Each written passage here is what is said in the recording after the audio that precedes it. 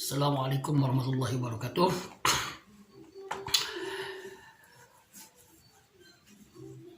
Kita berjumpa lagi di channel Abu Nadia Ruqyah, yaitu channel khusus tentang membahas tentang ruqyah, juga sekitar pertanyaan tentang ruqyah syariah, dan juga insya Allah kedepannya kita akan membahas tentang tauhid dan akidah juga. Pada sesi ini saya akan menjawab satu pertanyaan yang menanyakan tentang apa itu sihir marbut dan bagaimana cara pengobatannya dan bagaimana prosesnya. Saudaraku yang dirahmati Allah Subhanahu wa taala, sihir marbut adalah, kata marbut diambil kata rabat yang artinya adalah ikatan. Jadi marbut itu artinya terikat atau terhalang.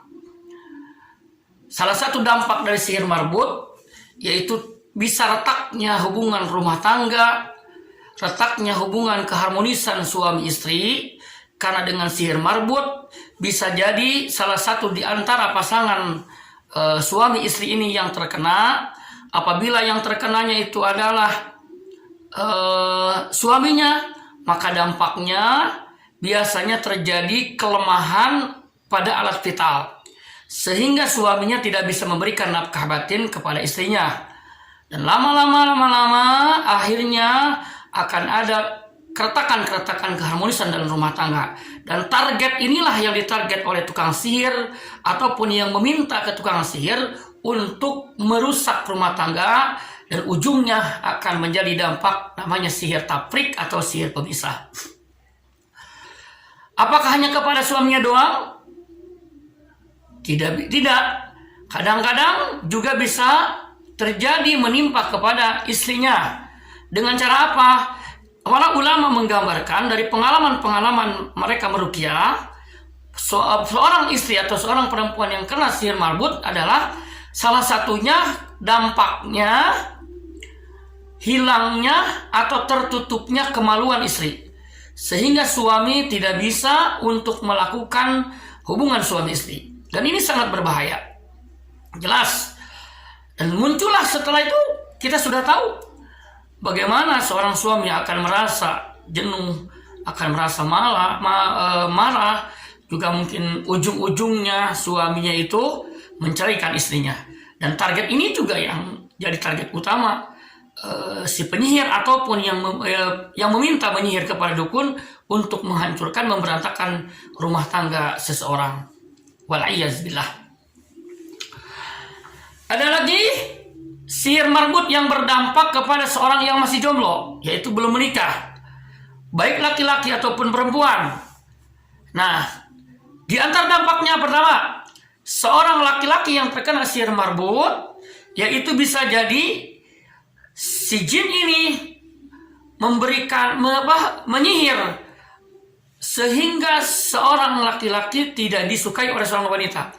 Padahal wajahnya tidak buruk-buruk amat, tetapi ketika ada ta'aruf atau perkenalan dengan seorang wanita, maka jin akan menampakkan seakan-akan muka ini seperti monyet. Ini kata ulama ya, kata ulama yang berpengalaman, yang bertanya-tanya kepada pasien, seperti monyet, serem, sehingga wanita yang dipinangnya itu langsung mundur dan tidak mau.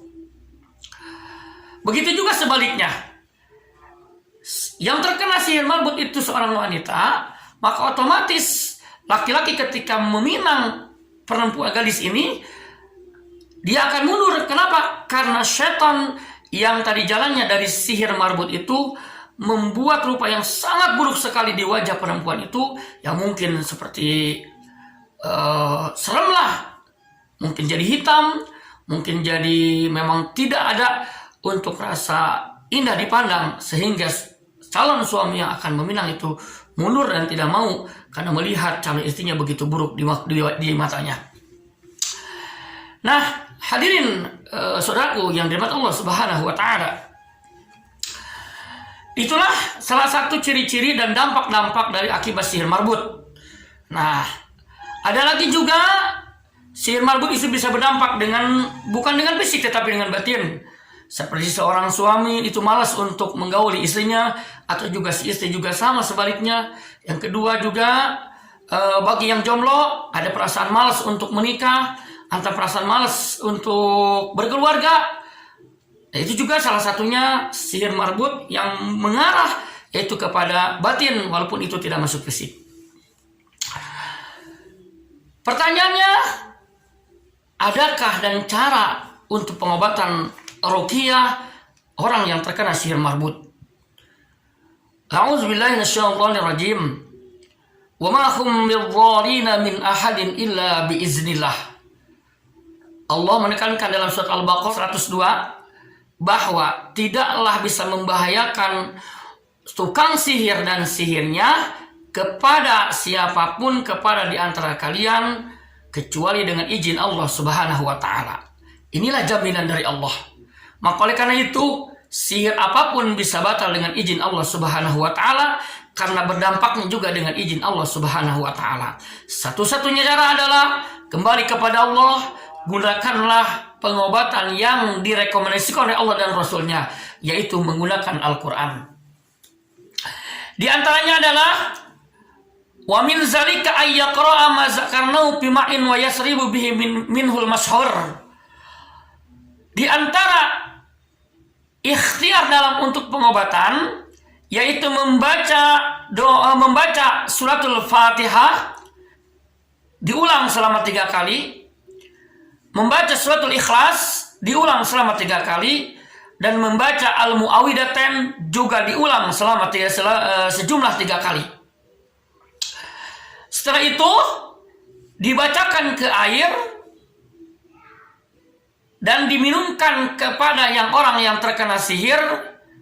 Wa yagtasilu bibaqihi maratan aw aksaru hasbal hajah. Terus dimandikan kepada yang terkena sihir 1 kali, atau kalau memang dibutuhkan bisa beberapa kali, seminggu, 2 minggu, sampai Allah menyembuhkan. Fa'inahu yazulu biiznillahi ta'ala, maka sesungguhnya akan hilang sihir itu dengan izin Allah Subhanahu wa ta'ala. Oleh para ulama rahimallahu ta'ala, itu salah satu Syekh Abdul Rahman bin Hasan dalam kitab Fathul Majid, salah kitab Tauhid. Itu seperti yang telah dijelaskan tadi, yaitu cara untuk mengobati sihir, dibacakan Al-Fatihah 3 kali, Al-Ikhlas 3 kali, Al-Falaq 3 kali, An-Nas 3 kali, ditiupkan ke air, dan airnya diminum, sisanya buat mandi 1 kali atau beberapa kali kalau memang itu dibutuhkan. Yang kedua adalah ambillah 7 lembar daun bidara, lalu tumbuklah, wa yaj'aluha fi ma'in, dan dicampur dengan air, wa yuqra'u fi ma taqaddama min ayati was suratus sabiqah, dan dibacakan di air yang dicampur dengan daun bidara itu surat-surat yang tadi, yaitu Al-Fatihah, Al-Ikhlas, Al-Mu'awwidhatain, dan diminumkan. Ini untuk mengobati seorang laki-laki yang terhalang untuk bisa menggauli istrinya. Maka setelah ditumbuk lalu diruqyah, setelah diruqyah maka minumlah, dan sisanya untuk mandi untuk 1 kali, atau kalau memang dibutuhkan ulang sampai 2 minggu, 1 minggu atau 2 minggu, sampai Allah menghilangkan seluruh dampak-dampak sihirnya. Insyaallah fa'inahu nafi'un biiznillahi jalla wa'ala, maka sesungguhnya itu sangat bermanfaat dengan izin Allah Subhanahu wa ta'ala.